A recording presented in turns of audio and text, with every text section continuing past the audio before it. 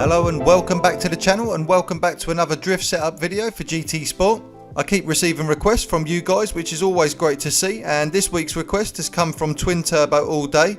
He's asked if I could do an NSX build because every time he's tried to tune it or drift it, the rear end would give out every time.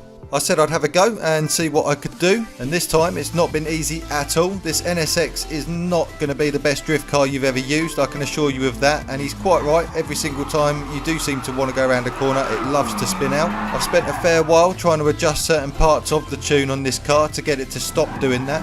Now, it is possible to be relatively consistent with this car. Like I say, it's certainly not going to be the best one you've ever used, and there is going to be times that you spin out using it.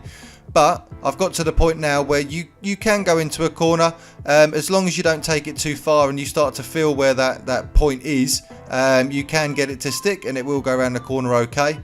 Think of this car as a bit of a challenge. Don't give up on it too early. It probably will frustrate you to begin with. It did me, and like I say, I spent a long time trying to get these settings as best as I could, and I'm finally at that point. I'll take you over to the settings in just a second, but I would like to take this opportunity once again to just say thank you to all of you that are supporting me at the moment. I'm getting some lovely comments from some of you, and it's always great to see.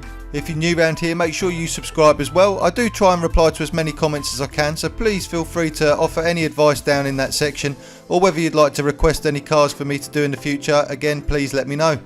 So let's take a look at this build and I'll explain a little bit further. So with the NSX Type R, you are going to need to spend some mileage points. You need to take the power level all the way up to level 4 there, and take the ratio all the way to 156%, which is going to leave you with 442 brake horsepower. The weight reduction level, I've just taken it down to 2 there, and dropped it to the bottom of there as well, which is 92%, or 1,131 kilograms. It seems about right and seems to be working well for the build. Traction control is set to 0.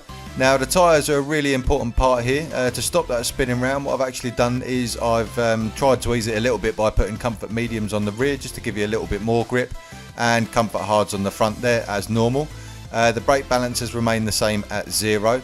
Ride height, as with all of these builds for the drifting, is lowered all the way down to 85 and 85. Natural frequency, I believe, remains the same at 1.7, both front and rear. Anti-roll bar, again, is something I've played with a lot, trying to slow this car down, as in sort of trying to spin out constantly. So I've settled for 6 on the front and 5 on the rear. The compression and the rebound remain the same at 60, 60, 90, 90. The camber angle is set to 2.5 on the front and 1.0 on the back. And the toe angle, again, is set out on the front at 0.25 and it's in 0.6 on the rear. Moving down from there, I haven't actually done anything with the drivetrain at all. It remains at 10, 40, 20. With regards to the transmission itself, what I've done with this one is I've just unlocked it. It's fully customized, and I've set it to 162 as the top speed. Everything else is auto set, so you shouldn't need to adjust that, and that should be everything you need for this build.